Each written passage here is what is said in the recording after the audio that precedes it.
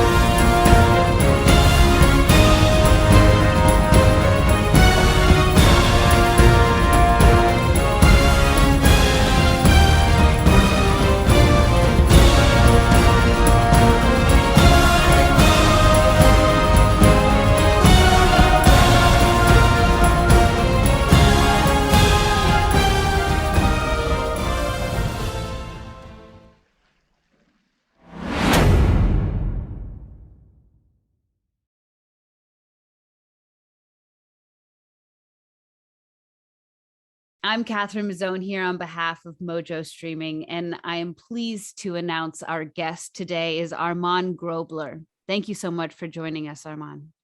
Yes, that's a big pleasure. Thank you for having me. And yes, no, I look forward to having a chat with you and talking about the project. Absolutely. The pronunciation of the name was very well. I'm not going to change that. Okay, that is the Australian or English pronunciation, but there is a South African pronunciation in case anyone wants to know. Go ahead, Armand. Yes, it's pronounced Armand Grobler. All right, so I'm still practicing. That's why I didn't throw it out there. But thank you so much again for being with us. You're a wildlife photographer, and you run Rhulani Safaris. Is that correct, in South Africa? Yes, that's correct. So we started off with Rhulani Safaris first, and then it started off as just a normal safari company, and then we now specialize in the photographic tours. I've been doing safaris now for roughly about 9 years now, so yeah, bordering 10. So, wow. But yeah, no, we've got the Rhulani as our family company. That's awesome. And I have to ask, why did you decide to make that transition into photography safaris? So I personally love the photographic aspect of it. I've always loved nature, and nature has been something that's been installed in our family from generations. My parents, their honeymoon was in the Kruger National Park, and so I was only a couple months old actually when I went there for the first time. So obviously I can't remember it, but I probably would have enjoyed it.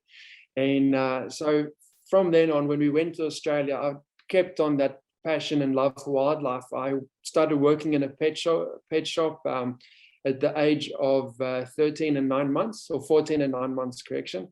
And then I went and I volunteered at Taronga Zoo, which is a big zoo in Sydney. And then when I came back here, we went for a visit into the Kruger National Park, and I just fell in love with the place again. It was ironically a leopard sighting that we were driving in one of the major roads, and this leopard popped out from behind a bush, and I just wish I had a camera to photograph it. And then that sort of sparked the idea of coming back. And then, yeah, so one thing led to the other. We started off with safaris, and then my passion and opportunity to do professional photography was there. So I took that, starting off professionally in 2019, and haven't stopped. Awesome. And is the leopard what triggered your fascination with the big cats as well? Yes, correct. So I absolutely love the big cats. I love all of nature, but there's very few things that can get my heart racing like a leopard does. The leopard is also the logo of our company, Rhulani Safaris, and it's also the major focus, especially on our tours. So Photo Safari Kruger, my book, was completed in the Sabi-San Game Reserve, which forms part of the Kruger, or the Greater Kruger. And so the major focus on those safaris is leopards as well. And I chose that area specifically because of the high density of leopard. We usually get them on every drive, but at least every day. So it's actually quite nice to see them so frequently and to be able to get those postcard sort of photographic opportunities. Yeah, I'll say. I think of Africa and I think of safaris and I immediately think lions. I don't automatically think leopards. I for some reason thought that leopards were more difficult to spot, that they were more elusive because they're more solitary creatures. So is that true? And if that's the case, how do you find so many? Is it just a knack you have? Ironically, we were discussing it about an hour ago, this sort of knack, but no, it actually isn't. So since actually completing Photo Safari Kruger, I've started a second book incorporating the Kalahari and the Okavango Delta regions of Botswana, also with the Greater Kruger. And in the space of about 8 weeks, I've only seen leopard 3 times. So leopards are very difficult to find generally. It's just because of our location in the Sabi Sands that I've specifically chosen an area where the leopard density is very, very high. And so it's not actually, and that's what brings it, lions are beautiful. They are majestic, but, they are also quite a regular sighting. And most of the time when you see them, they sleep. So leopards are far more active. They're far more intriguing to watch. They are more difficult to find generally.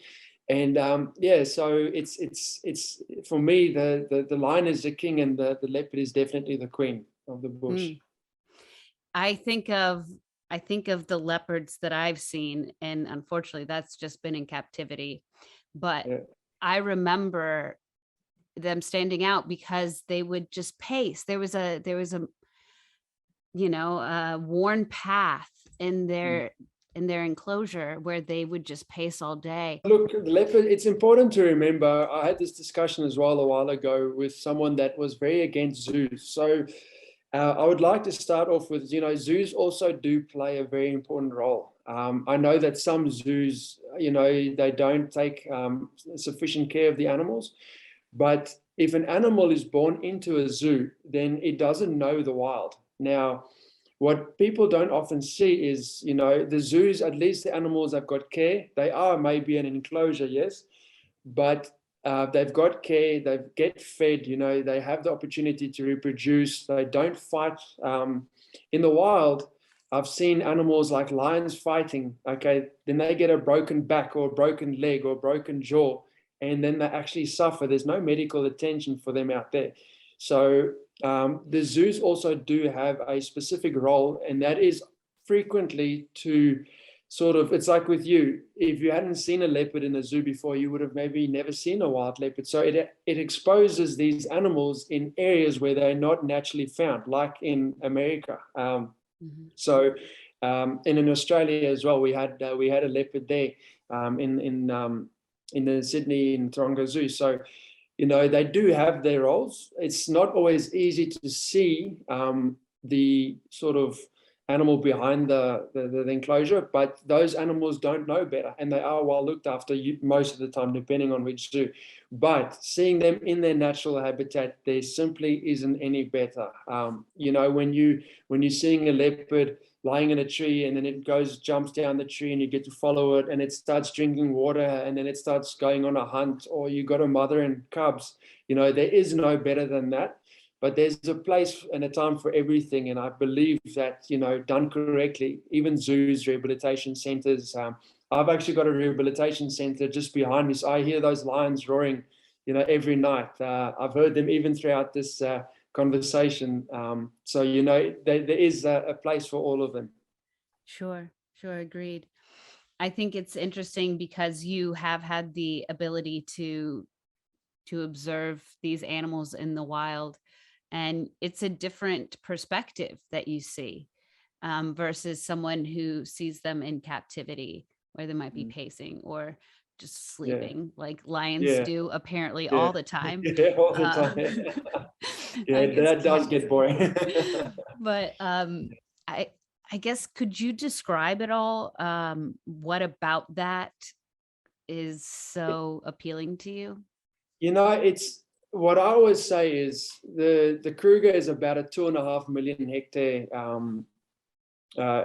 reserve. So, that's a massive, massive area. I speak under correction, but I think it's larger even than Israel, or at least the same size as Israel or other countries, So to be able to find something like a leopard or a lion even in the wild is difficult enough as it is. Okay. So, that's the challenging part already, because it's such a massive area. Now, contrary to maybe what many people believe, there aren't lions and leopards around every corner. So they've got territories, and some of these territories can be large depending on which area they're inhabiting. So some of these territories can be quite large, and finding them is actually very challenging. Sometimes they can be 5 meters from the road, but lying in long grass, and then you miss them. So to find them is firstly difficult enough. And then secondly, it takes a long time for them to get habituated with vehicles. So there's a careful process that we do in the Sabi Sand Game Reserve, is that we'll use a leopard as an example. So when a leopard is born, and it's still a small cub, no vehicle is allowed to come close to it until the animal is about 8 weeks old, between 8 and about 10 weeks old. And then only one vehicle is allowed to approach at a distance. Okay, eventually, as the cub becomes used to the vehicles, it becomes 2 vehicles and no more than 3 vehicles. So our sightings are limited to 3 vehicles per sighting to not stress the animals. So, it's a very hectic process in order to build up that trust. So when you are sitting there observing this animal, it's not just an animal, it is an animal that's been found and through generations has built up a trust, with the guides of the parks. And so when you observe this, you got to think about all of the work that's been done, because leopards specifically are extremely secretive animals. And I always believe that you will not see them unless they allow you to see them, because they know that you're there. They are very secretive. And, most of the time, even here by us, we've got wild leopards walking around here, but you rarely ever see them. You only see their tracks. So to be able to see them, it takes a lot of work to get there. And then to watch them in a natural habitat is just, that is unique in itself. And I guess you can't really explain that to someone unless they've experienced it themselves. It's very difficult to sort of explain that emotion that you get attached to this animal. And when you're on the safari, we get to follow the animals quite frequently. So you actually see, how that animal grows up. We followed a female leopard that had her cubs for the first time, and she, to be able to see the cubs grow, and it's a very nice process that takes a lot of time as well. So I guess it comes through, it's nice to see the animal, but then also to remember as to why we can see them and the amount of work that's gone into being able to see these creatures. I think of that trust, and then I think of trophy hunters, because they're also out there, and they are in essence not to be trusted, just as a matter of predator and prey. So have you experienced that, or do you know how that might affect that trust? Yeah, so it definitely affects it massively. If an animal associates a vehicle with, with danger, then, like I said, that animal can hear a vehicle coming or see a vehicle long before you actually see the animal. So it definitely it breaks that trust, and it doesn't happen so much here in the Greater Kruger because there's no there's no trophy hunting. Yeah, they do have culling. Okay, culling is a completely different thing than what it is with the hunting. Culling is purely to remove an excess amount of animals. So a lot of the smaller reserves that don't have predators. Okay, so you've got game farms out here that's used for housing, so you can live in like what I do. We live in a very small nature estate. Now, we don't do culling in here, but we have to change the animals around so that the genetics, otherwise it's just inbreeding. So you do have reserves that will do the culling, and the culling is done professionally in a way that it doesn't actually affect the wider, sort of the broader the wildlife community, as I could say. But the trophy hunting, definitely, and I see more of that in Botswana with their trophy hunting, because there's very few fences that separate the reserves. So you can have a hunting farm next to one of a national park, and then that animal associates that vehicle with danger. Then it moves into the national park, and then that can also create conflict as well, and danger, obviously. But no, there is, with trophy hunting, especially in an area with game viewing, is very dangerous. I see. And I understand that it's become, well, we've had several debates on it, and it's really come into the spotlight recently with the talk of banning the importation of trophy animals into the UK. So I'm curious, on the ground there, you're in the business of photo tourism.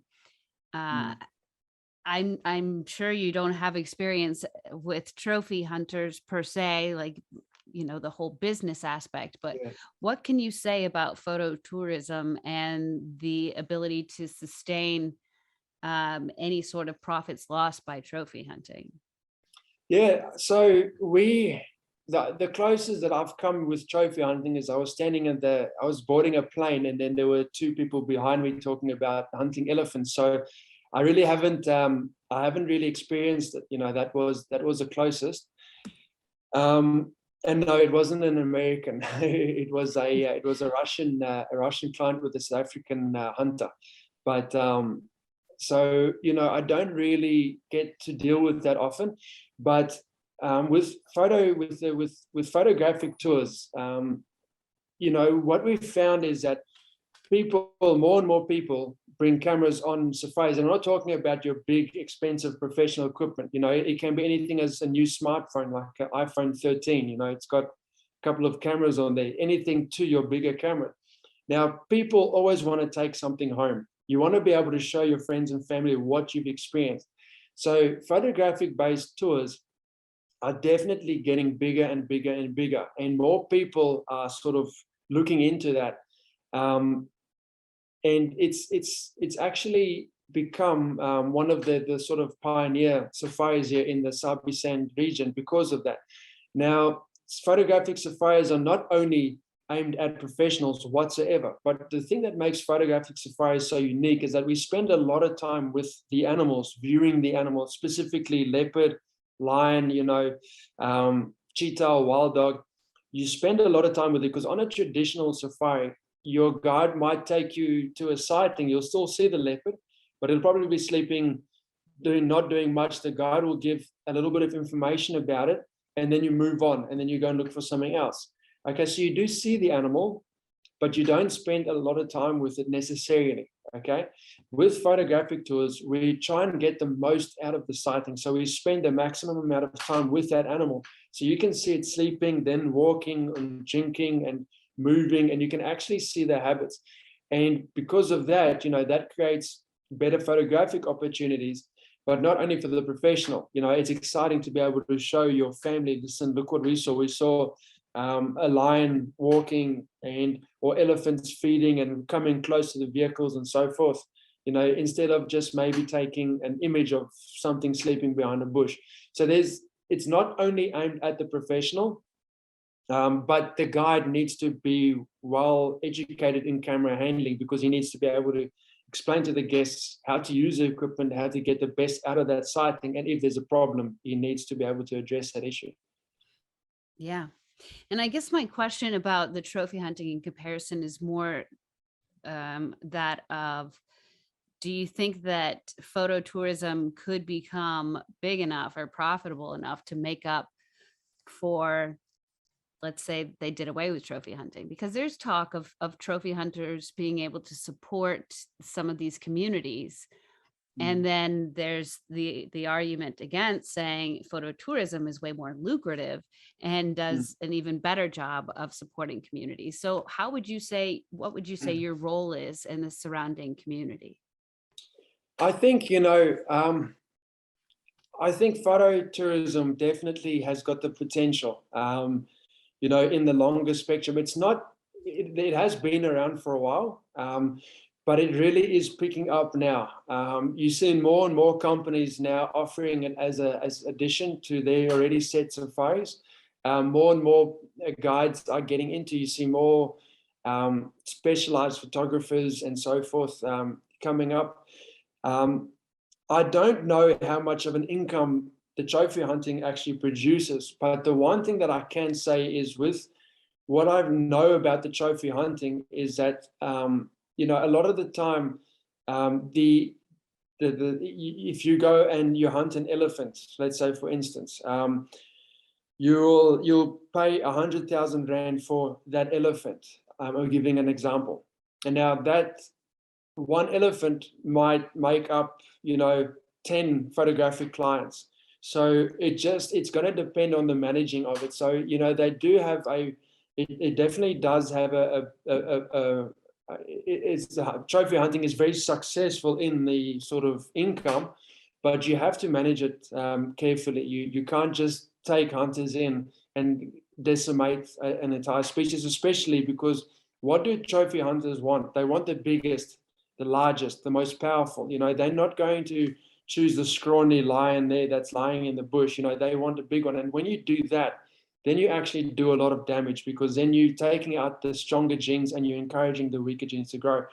So I can't really comment on the income because I don't know much about it, about the trophy hunting side, but I definitely do believe that photographic and photo tourism has got the potential to grow and at least compete, or if not overtake, the hunting industry. Yeah. And I understand. Go ahead. Yeah. Yeah. So I just wanted to add on, with regards to the hunting here, it's not also marketed very well. So they try and keep it because of, obviously people having that connection with the animals. You've got a lot of, I'd say greenies now with respect. So that'll go in an object to it. So the marketing here is actually very, very poor. You don't get a lot of marketing. I think most of the hunting companies will anyway go over to the other countries for exhibitions and expos and that sort of stuff to do the marketing. So even in South Africa, I can't recall even once actually seeing a marketing campaign for hunting. I think that's mostly done overseas. So it's not big here. I think it's definitely not something it's massive in this area, at least. Mm-hmm. And that makes me wonder, do you have a lot of competition? You said that photo tourism was becoming more popular. Have you noticed that you've had to fight more for your clients? Yeah. No, one thing I have noticed is that people, the competition has forced you to think outside the box, which is why I published the book Photo Safari Kruger. I specifically wanted to do it with Photo Safari because it gives you an in-depth look as to what a photographic safari is, the sort of sightings you can see. I give a bit of hints, photographic hints in the book, and then as well as creative photography. So I try and work through two ways in the book. One is creativity, and also one is emotion. So I try and use that to convey the conservation message over, and to be able to obviously to keep the reader entertained. But yes, it definitely makes you think outside the box as to what can you give the client that the other companies can't. You mentioned conservation, and talking to folks nowadays, they say that it's a necessity more than it is an elective. If you're a fan of wildlife, you have to be a conservationist as well. So yeah. How do you think that plays into what you do? I think it's important. So obviously when we take guests, let's say to the Sabi Sand Game Reserve, we pay the lodge. Okay, so the lodge has got its guides. It's got to pay off its stuff. But then you've also got a rhino levy, which goes against for the anti-rhino poaching campaign. You've got a conservation levy. You've got your entrance fees that you have to pay. So all of these excess monies now go towards conservation. But it's not only that. It's the safari itself. And that's what I believe is, if you can emotionally attach a person with the subject, okay, as soon as there's an emotional attachment, they care about it. Think about it. If you've got a dog, you've got a pet, a bird, a friend, if you get emotionally attached to something or someone, then you care for it and you want to save it. You want to be there for it. So what I try and do is with the book is to also get people emotionally attached to the subject. And that if they can, and I speak about it in the book as well, there are many ways of conservation. And one of them is a safari, because that will keep our industry going. That will be so many people, because of COVID-19, lost their jobs, not only guides, but anti-poaching people. The poaching got very bad here, specifically with rhinos. I used to go to Kruger Park as a kid, and I used to be able to, we used to play a game where you count as the big five, okay? We used to stop counting at about 60, 70 rhinos within a week, okay? We used to stop, so we counted in excess. Now, if you see one, it's good. It's a good. If you see 3 or 4, it's a lot. Where does that leave you? You're doing what you can with these monies, and you facilitate this emotional bond. What do you tell people when they ask you about that?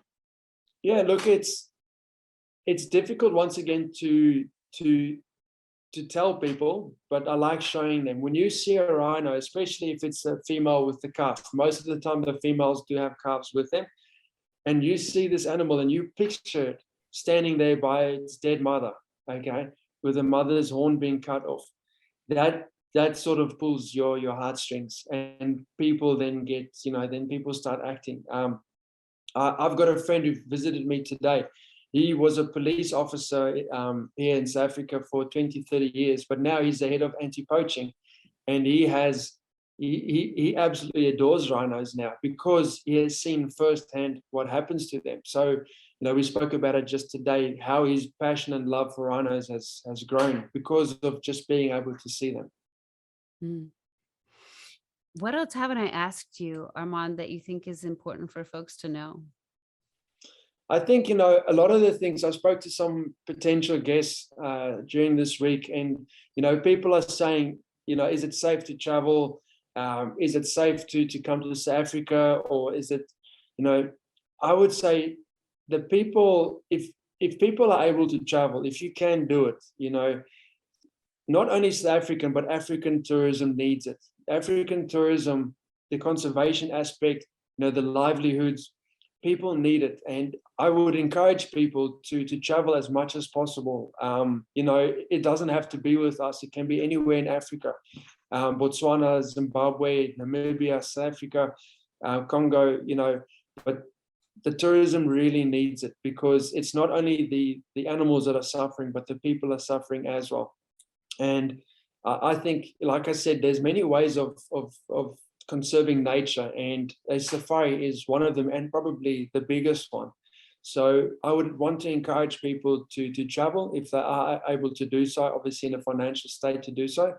And then, I'd say that's probably the biggest thing, it's not as dangerous as what people might think, both with COVID-19 and all of these other things that's going on. But yeah, I'd say, try and encourage people to come and join on a safari. Yeah. Would you say that is the best way to give back to the community and the animals? Yeah. When you talk about community, it's actually a very good point. So all of the lodges that we work with in the Sabi Sand region, so they employ locals from the local communities. Okay. So there's a lot of employment that has been lost since March 2020, when we closed with COVID. So by people joining on a safari, you create an opportunity for someone to work, okay, which is an income source. Now, a lot of these communities, you have 3 or 4 families living under one roof, or three or 4 generations living under one roof. And so we all need it. And that will be, off the top of my head, that is definitely the best way to support both conservation and the communities as well, is just by giving. I know that there's quite a few lodges that can't afford to pay the staff 100% salary yet. And it's sad, I've had a lot of friends that have closed down. A lot of people have lost livelihoods. There's been a lot of people that have to go to America to go work on the farms there. That's massive now, to do farming work that side. A lot of people moving because they couldn't find jobs. They lost their jobs, and tourism is up and down. It's not nearly where it should be, where it was prior to COVID. So I definitely think that is the biggest way that one could actually give to the communities and give to nature conservation in Africa. I would think that would also mean less poaching. If more people had jobs, there would be. Yes. Yeah. Yes. No, definitely. Armand, thank you so much for taking the time to speak with me. I hope you will keep in touch. Yeah. And no. I hope that we can figure something out in terms of showcasing your work or doing something with your safaris, because I think that they're an incredible way to, like you said, give back to nature and the community. Thanks very much.